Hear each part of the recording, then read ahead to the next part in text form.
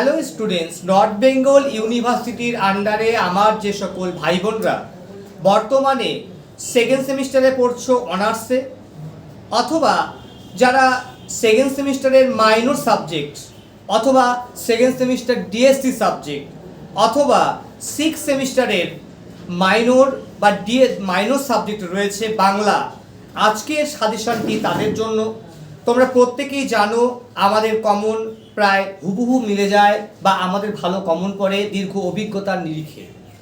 অতএব ছাত্রছাত্রীরা ভালো রেজাল্ট করে, ছাত্রছাত্রীরা এখানে সামান্য ফির বিনিময়ে সামান্য নোটস পড়ে ভালো রেজাল্ট করতে পারে, উন্নত মানের নোট পাওয়া যায়। তোমরা অবশ্যই আমাদের অফিসিয়াল নাম্বারে যোগাযোগ করো। যদি যে সমস্ত ছেলেমেয়েরা ভাই বোনরা চাও সাজেশান নিতে, তারা অবশ্যই যোগাযোগ করো 8670964226। আমি আবার বলছি 8670964226 অথবা 9749941990 অথবা বলছি 9749941990। এই নাম্বার যোগাযোগ করলেই তোমরা সামান্য ফির বিনিময়ে কিন্তু পেমেন্ট করে তোমরা অবশ্যই নোট পেতে পারো। তো যাই হোক, লেট করছি না, তোমাদের মূলত হবে 3, 6, 12 এবং 2-এর প্রশ্ন আসে। তো আমি বড় প্রশ্ন হিসেবে বলছি, ছোটো প্রশ্নগুলো পরের পর্বে হয়তো বলবো। তো তোমাদের কমনের মধ্যে রয়েছে শাস্তি গল্প। এই শাস্তি গল্পটি সম্পর্কে মানে চাষিদের যে শাস্তি গল্পের নামকরণের সার্থকতা বা চাষিদের যে দুরবস্থা সম্পর্কে আলোচনা করো, অথবা চন্দ্রা এর চরিত্রটি সম্পর্কে লেখো। অত্যন্ত কমন রয়েছে।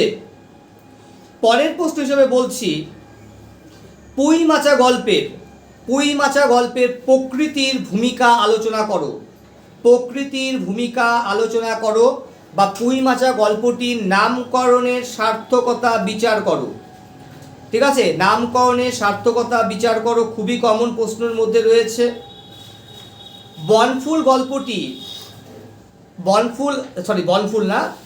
বনফুলের নিম গাছ যে গল্পটি রয়েছে, এই গল্পটির সম্পর্কে আলোচনা করো, মানে ব্যঞ্জনাধর্মী বা নামকরণের সার্থকতা বা প্রেক্ষাপট বা বিষয়টি কি।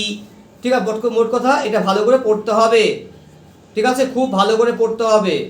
ঠিক আছে, অবশ্যই ভালো করে পড়তে হবে। এই নিম গাছ থেকে 6 নম্বরের প্রশ্ন হিসেবে আসতে পারে। কালাপাহাড় গল্পে কালাপাহাড়ের চরিত্র